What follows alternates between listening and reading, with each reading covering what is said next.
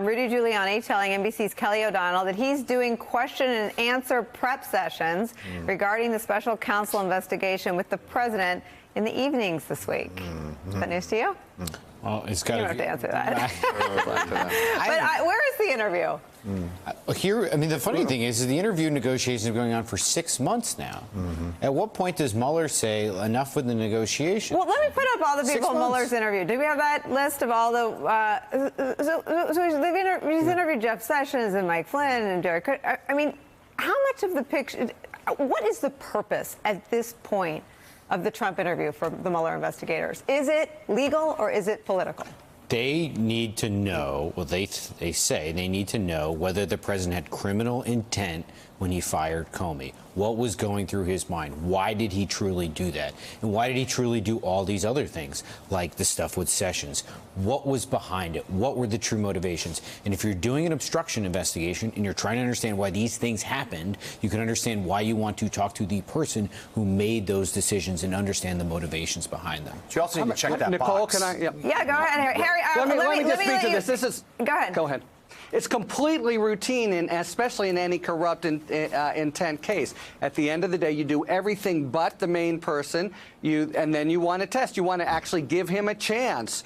As say Karl Rove had the chance to come forward and say, I didn't have a bad intent in the Libya investigation. You give the subject a chance to come forward. Now, he may well say, I want to take the fifth, but it's a standard procedure to hear from them before making a final judgment about what was in the guy's mind. And if he doesn't do it, you can bring charges anyway, but you would never end an investigation without trying to do this. And two questions. One, does he subpoena the president if they don't agree to an interview? It sounds like they're practicing and at least getting ready. And two, what do those practice sessions look like? Well, I don't know about the subpoena question. I know Mueller would prefer to avoid it because there will lead to a court challenge that he might eventually lose. Don't know, but I think he wants the interview.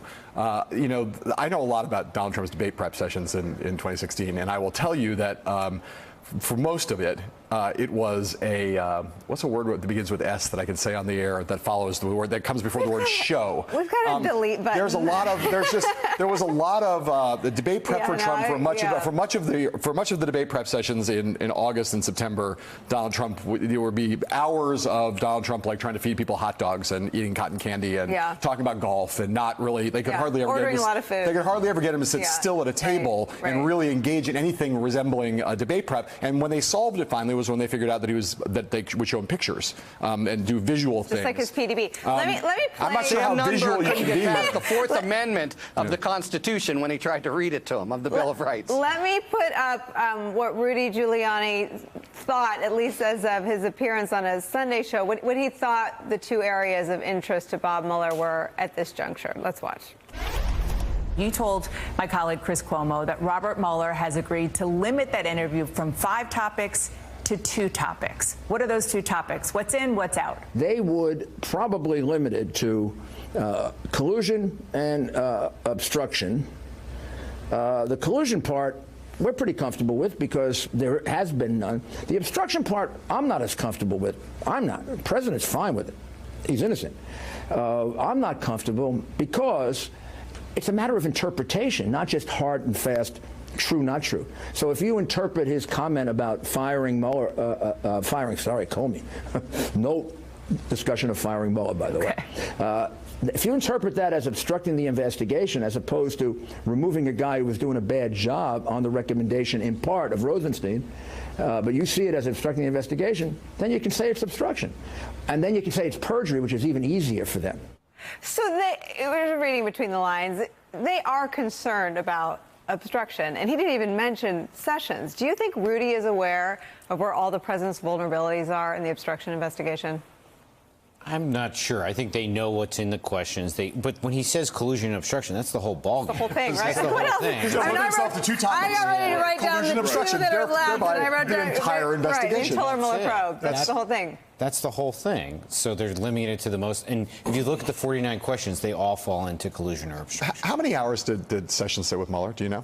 It was a long interview. It was lengthy. It was I mean, I just keep coming back. I just keep coming back to this question because, you know, you can be a very forthcoming witness, or you can be the witness who doesn't recall a lot. And if Sessions wanted to protect Trump, he might not recall a lot of things. But if Sessions wanted to tell the truth, he could be a pretty devastating witness to Trump if we believe Mike Schmidt's account, which I do. Hope that the sitting attorney general wants to tell the truth, or am I foolishly idealistic? No, that's why I told the high human drama story. I think the attorney general is going to be probably going to be quite candid with Bob Mueller, or has already been quite candid with Bob Mueller. That's my guess. Any reaction today from the White House that suggests that they were unaware of just how much vulnerability they have over the president's ongoing treatment towards Sessions? But when you write a story like this, you want to see what the reaction is. And I was kind of thinking, I knew where the president was on recusal, and then he tweets this morning this quote from Trey Gowdy when he basically criticizing Sessions and saying, and then Trump saying himself,